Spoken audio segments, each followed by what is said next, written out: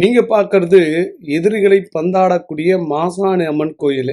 இந்த கோயில்ல வந்து ரூ. 50 குடுத்து மிளகா வாங்கி அரைக்கிறது தனி சிறப்பு.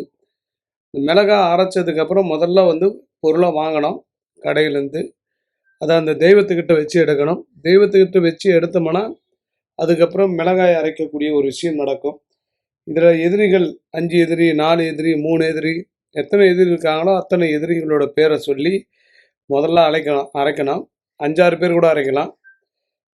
ஒரே ஒரு சீட்டு ஒரு 4 பேருக்கு ஒரே ஆள் அரைக்கணும்னா கூட அரைக்கலாம். நிறைய மக்களுக்கு வந்து இங்கே வந்ததுக்கப்புறம் தீர்வு கிடைக்குது. சில மக்களுக்கு 90 நாளில் நடக்குது, சில மக்களுக்கு உடனே நடக்குதுன்றாங்க. எல்லாமே நம்பிக்கை தான். இந்த தெய்வத்து மேல நம்பிக்கை தான். மிளகாய் அரைத்து பூசுவது தனி சிறப்பு. இந்த பூசுகிறாங்க பாருங்கள் மக்கள்லாம். அதனால் பொள்ளாச்சி மாசாணி அம்மன் பவர்ஃபுல்லான ஒரு தெய்வம்.